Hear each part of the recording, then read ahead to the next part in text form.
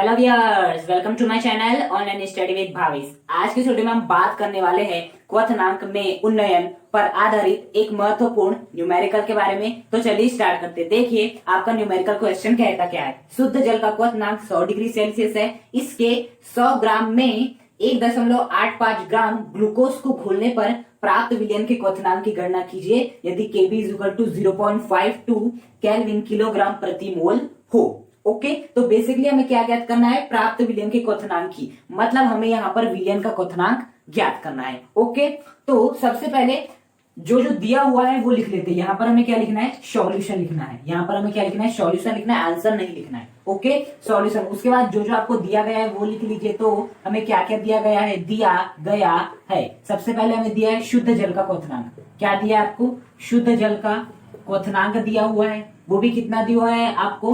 100 degree Celsius. कितना दिया आपको? 100 डिग्री सेल्सियस दिया हुआ है।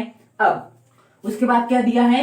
इसके 100 ग्राम में, मतलब ये जो जिसका क्वथनांक 100 डिग्री सेल्सियस है, अर्थात जो शुद्ध जल का क्वथनांक 100 डिग्री सेल्सियस है, इस शुद्ध जल के 100 ग्राम में, इसके मतलब शुद्ध जल के 100 ग्राम में, मतलब कि जो आपके शुद्ध जल की क्या दी है? आपकी मात्रा दी है।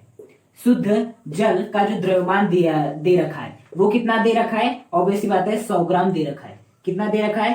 100 ग्राम दे रखा है। उसके बाद इसके 100 ग्राम में 1.85 ग्राम किसे मिलाया गया है? ग्लूकोज को मिलाया गया है। किसे मिलाया गया है? ग्लूकोज को मिलाया गया है। ओके, तो यहाँ पर हमें ग्लूकोज का भी द्रव्यमान दे रखा है। कितना दे रखा है? ग्लूकोज का द्रव्यमान। तो ग्लूकोज का द्रव्यमान बेसिकली हमें कितना दे रखा है? 1.85 ग्राम दे रखा है। कितना दे रखा है? 1.85 ग्राम दे रखा है। अब और क्या दे रखा है? हमें केबी का मान दे रखा है। कितना दे रखा है? 0.52 केल्विन किलोग्राम प्रति मोल। इतना दे रखा है आपको। ओके, अब बेसिकली उसके बाद हम लिख लेते हैं, हमें जो ज्ञात करना है वो लिख लेते हैं। ज्ञात करना है, बेसिकली हमें ज्ञात क्या करना है? हमें ज्ञात करना है विलयन का क्वथनांक। विलयन का क्वथनांक क्या ज्ञात करना है? विलयन का क्वथनांक। विलयन के क्वथनांक को मैं कितना मान लेता हूं? आपका T2 मान लेता हूं। और जो आपका शुद्ध जल का क्वथनांक है इसे मैं कितना मान लेता हूं? आपका T1 मान लेता हूं। शुद्ध जल के क्वथनांक को T1 मान लेता हूं और विलयन के क्वथनांक को T2 मान लेता हूं। तो बेसिकली मुझे T2 का मान ज्ञात करना है। ओके, अब मुझे कैसे मालूम चल कि विलयन के क्वथनांक की? देखो, इसके मतलब शुद्ध ग्राम के 100 ग्राम में 1.85 ग्राम ग्लूकोज को जब हमने घोल दिए तो जो प्राप्त विलयन होगा, ऑब्वियसली बात है जब हम जल में ग्लूकोज को घोलेंगे, मतलब कि ग्लूकोज विलायक जल, तो आपका क्या बनेगा? विलयन बनेगा। तो उसी विलयन के क्वथनांक की हमें क्या ज्ञात करना है? गणना करना है। देखिए पहले आपका केवल क्या था? यहाँ पर शुद्ध जल भरा था कितना? 100 ग्राम। शुद्ध जल भरा था 100 ग्राम। शुद्ध जल का मतलब है केवल जल भरा था। शुद्ध जल का ये मतलब नहीं कि प्योर, ना जी, इसका मतलब प्योर इम्प्योर से नहीं है। शुद्ध जल का मतलब है जब केवल आपके पात्र में जल भरा हुआ है 100 ग्राम, तो जो उसका क्वथनांक था वो कितना था? आपका 100 डिग्री सेल्सियस था। अब जैसे ही मैंने इस 100 ग्राम में बाहर से क्या मिला दिया? 1.85 ग्राम क्या मिला दिया? ग्लूकोज मिला दिया। तो क्या बन गया? अब ये विलयन बन गया। पहले आपका केवल जल था इसमें, अब क्या बन गया? ग्लूकोज मिलने से विलयन बन गया। तो इस विलयन के हमें क्वथनांक की क्या करनी है? बेसिकली गणना करनी है। ओके, अब हमें क्या ज्ञात करना है? विलयन का क्वथनांक ज्ञात करना है। क्या हमें कोई सूत्र मालूम है जिसकी सहायता से हम विलयन का क्वथनांक ज्ञात कर सकते हैं? तो देखिए हम एक बात जानते हैं और वो बात ये है कि जो आपका डेल्टा टीबी होता है, जो डेल्टा आपका टीबी होता है वो किसके बराबर होता है? वो होता है Kb इंटू एम, जहां पर एम क्या? मोललता, जहां Kb क्या है? आपका उन्नयन स्थिरांक। क्या है आपका? उन्नयन स्थिरांक। और डेल टीबी है क्वथनांक में उन्नयन। अब देखिए डेल टीबी का मान कितना होता है? T2 minus T1। T2 का मतलब जो आपका विलयन का क्वथनांक है। यदि आपने क्वथनांक में उन्नयन को नहीं देखा है तो कृपया करके उसे देख लीजिए। आप हमारे चैनल के में जाइए, वहां पर प्लेलिस्ट मिलेगी। उस प्लेलिस्ट में बाकायदा हर एक जो वीडियो है वो क्रम से दी हुई है। वहां पर आपको क्वथनांक में उन्नयन मिल जाएगा। उससे पहले देखिए, उसके बाद इस वीडियो को ओपन कीजिए, बहुत ही आसान तरीके से समझ आएगा। तो जो T2 है वो क्या? बेसिकली आपका विलयन का क्वथनांक है। T1 क्या है? जब आपका पात्र में केवल द्रव, एक ही प्रकार का द्रव भरा है, उस समय का क्वथनांक है आपका T1 is equal to Kb। ये तो क्या है? आपका मोलल उन्नयन स्थिरांक। अब M का मतलब क्या होता है? यहाँ पर आपका M का मतलब होता है मोललता, और मोललता का फॉर्मूला क्या होता है? विलेय का द्रव्यमान। क्या होता है यहाँ पर? विलेय का द्रव्यमान इंटू 1000 डिवाइड बाय विलेय का क्या आता है? यहाँ आपका अणुभार आता है। विलेय का अणुभार इंटू यहाँ पर क्या आता है? विलायक का द्रव्यमान। यहाँ पर क्या आता है? आपका विलायक का द्रव्यमान आता है। यदि विलायक का द्रव्यमान किसमें है? आपका ग्राम में है तो यहाँ पर 1000 को गुणा करेंगे। और क्या आपका विलायक, विलायक क्या है आपका शुद्ध जल ही है ना, हमने जल में किसे मिलाया है ग्लूकोज को, मतलब विलायक क्या हो गया आपका जल हो गया। तो देखिए 100 ग्राम किसमें दिया हुआ है, हमें ग्राम में ही दिया हुआ है। ओके, क्या हमें विलेय का द्रव्यमान दे रखा है, बिल्कुल दे रखा है। कितना दे रखा है 1.85 ग्राम दे रखा है। क्या मुझे T2 का मान दे रखा है, वो तो मुझे ज्ञात करना है विलेय का क्वथनांक। क्या मुझे T1 का मान दे रखा है, बिल्कुल दे रखा है 100 डिग्री सेल्सियस। ओके, अब देखिए हमेशा याद रखना कि टेम्परेचर को हमेशा आपको किस में लेना है, केल्विन में लेना है। किस में लेना है, टेम्परेचर को हमेशा केल्विन में लेना है। ओके, तो जो आपका 100 डिग्री सेल्सियस होता है वो किसके बराबर होता है, 373 केल्विन के बराबर होता है। जो आपका 100 डिग्री सेल्सियस होता है वो किसके बराबर होता है, 373 केल्विन के बराबर होता है। तो मैं इस 100 डिग्री सेल्सियस के स्थान पे क्या लिखूंगा, 373 केल्विन। हमेशा याद रखना कि आपको टेम्परेचर सदैव किसमें डिग्री सेल्सियस में नहीं लेना है, किसमें लेना है, केल्विन में ही लेना है। तो मैंने 100 डिग्री सेल्सियस को केल्विन में चेंज किया तो कितना आया, 373 केल्विन आया। अब मैं मान पुट करता हूँ, T2 माइनस T1 का मान कितना है 373 इज इक्वल टू Kb का मान कितना है 0.52 इंटू विलेय का द्रव्यमान, विलेय क्या है आपका ग्लूकोज है, विलेय क्या आपका ग्लूकोज है और ग्लूकोज का द्रव्यमान कितना दे रखा है 1.85 इंटू ये आपका 1000 जैसा का वैसा डिवाइड बाय विलेय का अनुभार। विलेय का अनुभार मतलब ग्लूकोज का अनुभार। अब पहले तो हमें ग्लूकोज का अनुभार निकालने के लिए ग्लूकोज का अणुसूत्र मालूम होना, तो ग्लूकोज का जो अणुसूत्र होता है वो कितना होता है C6H12O6 होता है। एक कार्बन का कितना होता है 12 होता है, 6 कार्बन कितना हो जाएगा 12 इंटू 6 प्लस एक हाइड्रोजन कितना होता है 1, तो 12 हाइड्रोजन का कितना हो जाएगा 1 इंटू 12 प्लस एक ऑक्सीजन का कितना होता है 16, तो 6 ऑक्सीजन का कितना हो जाएगा आपका 16 इंटू 6, तो 12 6 72 प्लस 12 इंटू 1 12 प्लस 16 6 96। इसे यदि हम टोटल करें तो आपका आंसर आ जाएगा कितना 180 आ जाएगा। अर्थात जो आपका विलेय है मतलब जो ग्लूकोज है उसका अनुभार कितना आ गया आपका 180 आ गया। कितना आ गया आपका 180 आ गया।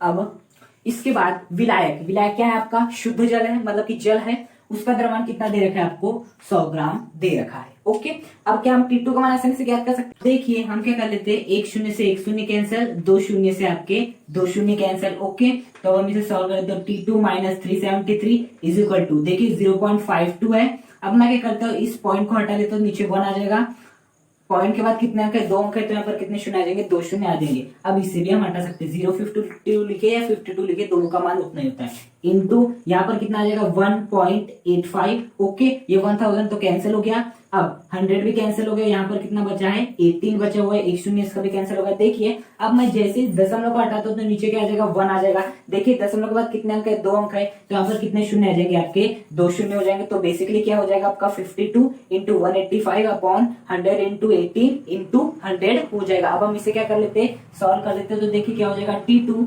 Minus 373 is equal to 100 into 100 कितना हो जाएगा आपका 10,000 हो जाएगा। कितना हो जाएगा आपका 10,000 हो जाएगा, इंटू ये 18 को हम अभी जैसा का वैसा रखते हैं। ओके, 52 इंटू 185 कितना होता है आपका 9260, कितना होता है आपका 9260 होता है। अब हम क्या कर लेते हैं इसे और आगे सॉल्व कर लेते हैं, तो क्या हो जाएगा आपका T2 minus 373 is equal to देखिए यदि मैं 10,000 का भाग 9260 में लगाता हूं तो मुझे कितना प्राप्त होगा 0.9260 प्राप्त होगा। कितना प्राप्त होगा 0.9260 प्राप्त हो जाएगा, डिवाइड बाय 18। तो जैसे पता चल रहा है क्योंकि हमने 10,000 का भाग इसमें दिए, 18 का भाग तो अभी हमने दिए नहीं है। अब हम क्या कर लेते हैं 18 से 0.9260 को काट लेते हैं। ओके, ये यदि हम 0 ना भी लगाए तो चलेगा।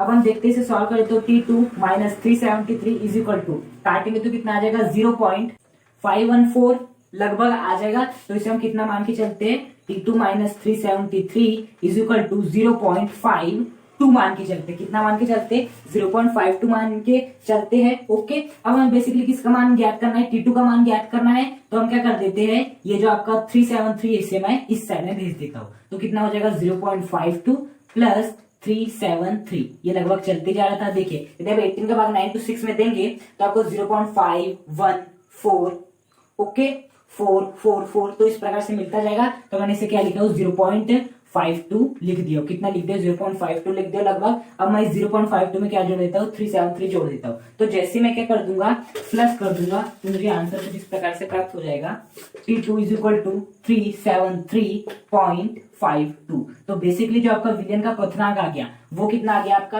373.52 प्राप्त हो गया। ओके, और ये मान हमें किस में प्राप्त हुआ है, केल्विन में प्राप्त हुआ है। अब देखिए यहाँ पर क्वेश्चन में हमें जो तापमान दिया है, जो क्वथनांक दिया है वो डिग्री सेल्सियस में दिया है, लेकिन हमने आंसर केल्विन में निकाले क्योंकि उसमें हमने क्वेश्चन पूछा था। तो हमें आंसर भी किस में देना पड़ेगा, डिग्री सेल्सियस, क्योंकि क्वेश्चन में डिग्री सेल्सियस है। तो हमें याद रखना, यदि आपको केल्विन को किस में चेंज करना है, डिग्री सेल्सियस में चेंज करना है केल्विन को, तो आपको इस केल्विन में से क्या घटाना पड़ेगा, 273.15 को माइनस करना पड़ेगा। ओके, तो 373.52 में से मुझे क्या माइनस करना पड़ेगा, 273.15 क्या करना पड़ेगा, माइनस करना पड़ेगा। तो कितना हो जाएगा आपका, ये हो जाएगा आपका 47 और ये हो जाएगा आपका 100। ओके, 47 नहीं 37, कितना हो जाएगा आपका 37। तो बेसिकली यदि मैं T2 को किसमें चेंज करता हूँ, डिग्री सेल्सियस में चेंज करता हूँ, तो आंसर कितना प्राप्त हो जाएगा, 100.37 डिग्री सेल्सियस प्राप्त हो जाएगा। तो इस प्रकार से हमने विलियन के क्वथनांक को ज्ञात कर ली, वो भी डिग्री सेल्सियस में। हमेशा याद रखना कि जो आपको क्वथनांक लेना है, हमेशा कभी भी तापमान की बात होती है क्वेश्चन में, तो आपको सदैव से डिग्री सेल्सियस में नहीं लेना है, सदैव किस में लेना है, केल्विन में ही लेना है। किस में लेना है, सदैव केल्विन में लेना है। जैसे मैंने 100 डिग्री सेल्सियस को 373 किस में परिवर्तित किया, केल्विन में परिवर्तित किया। तो हमेशा आपको करना है, यदि क्वथनांक डिग्री सेल्सियस में दिया है, तापमान डिग्री सेल्सियस में दिया है, तो उसे केल्विन में चेंज कीजिए। यदि केल्विन में दिया है तो किसी में चेंज करने की कोई आवश्यकता नहीं है। लेकिन यदि क्वेश्चन डिग्री सेल्सियस में दिया है, आंसर आप केल्विन में ला रहे हो, तो आपके मार्क्स कर सकते हैं। तो आपको उस आंसर को भी किस में चेंज करना पड़ेगा, डिग्री सेल्सियस में चेंज करना पड़ेगा। और यदि मान भी केल्विन में दिया है, आपने आंसर भी केल्विन में लाया हो, तो आपके नंबर कटने के कोई चांस ही नहीं है। ओके, यदि आपको वीडियो पसंद आए तो वीडियो को लाइक करें, चैनल को सब्सक्राइब करें और कमेंट करके मैं जो बताए कि आपको वीडियो कैसा लगा।